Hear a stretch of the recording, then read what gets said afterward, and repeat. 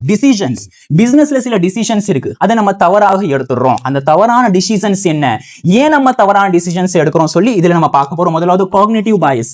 Cognitive பயஸ்னா என்ன, அதாவது நம்முடைய சமூகத்திலே நம்மை சுற்றி இருக்கக்கூடிய இடங்களிலே எது நடந்துகிட்டு இருக்கோ அதை நம்ம சரின்னு நம்புறோம். உதாரணத்துக்கு ஒரு குறிப்பிட்ட பிசினஸ் இருக்கு, அது நல்லபடியா நடக்கிற மாதிரி நமக்கு ஃபீல் ஆகுது. ஒரு டிஷர்ட் இருக்கு, இல்லைன்னா ஒரு குறிப்பிட்ட சோப் இருக்கு, இந்த பிசினஸ் நல்ல மாதிரி நடந்துட்டு இருக்குன்னா நானும் அதே தான் ஆரம்பிக்க போறேன் சொல்லிட்டு நம்ம ஒரு அதே பிசினஸ் தொடங்குறது. ஞாபகம் வச்சுக்கோங்க, எந்த பிசினஸ் நல்ல நடக்கிறதாக தெரிகிறதோ அந்த பிசினஸ்ல நல்லதா நடந்துட்டே இருக்குன்னா அவசியம் கிடையாது.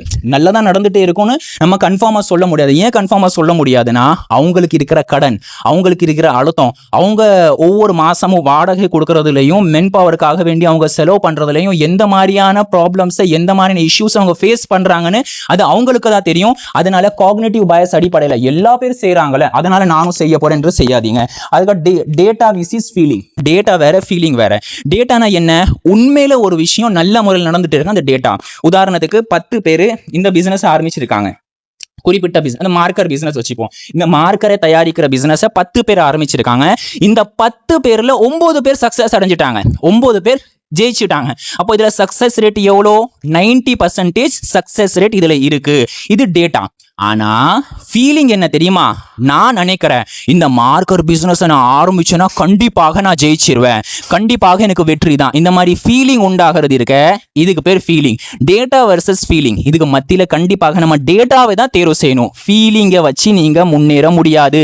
ஃபீலிங் உங்களுக்கு கண்டதான் ஃபீலிங் வரும், அந்த ஃபீலிங்கெல்லாம் நீங்க வாழ்க்கையாக மாற்ற முடியுமா, முடியாதுன்னு. அதே மாதிரி தான் பிசினஸ் சம்பந்தமாக உங்களுக்கு வரக்கூடிய ஃபீலிங் எல்லாம் நீங்க அப்ளை பண்ண முடியாது. டேட்டாவை நீங்க அனலைஸ் பண்ணணும். அடுத்தது டிசிஷன் ஃபட்டிக். டிசிஷன் ஃபட்டிக் என்றால் உங்களுக்கு டிசிஷன் எடுப்பதிலே குழப்பம் உண்டாகுவது.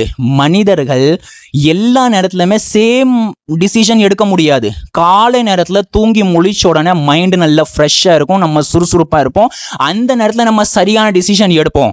அதை காலை நேரத்தில் ஓரளவுக்கு சரியான டிசிஷன் எடுப்போம். அதை நைட் நேரத்தில் நாள் ஃபுல்லாக நம்ம டயர்டாக இருக்கும்போது சரியான டிசிஷன் எடுப்போமா, நம்ம நைட் நேரத்தில் நம்மளால சரியான டிசிஷன் எடுக்க முடியாது.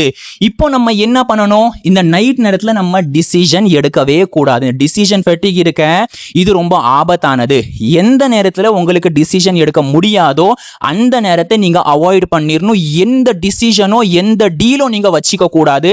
இந்த நேரத்தில் உங்களுக்கு ரொம்ப தெரிஞ்ச ஆளை உங்கள்கிட்ட வந்து இந்த டீல் இருக்கு, நீங்க ஓகே பண்றீங்களா அப்படி சொல்லி கேட்டாலே நீங்க வேண்டான்னு சொல்லிடணும். ஏன்னா நம்ம சோர்வா இருக்கும் போது, ரொம்ப சந்தோஷமா இருக்கும் பொழுது, அல்லது ஒரு நிதானமற்ற நிலையில நம்ம இருக்கும்போது நம்முடைய டிசிஷன் மேக்சிமம் 90% தவறாக தான் இருக்கும்.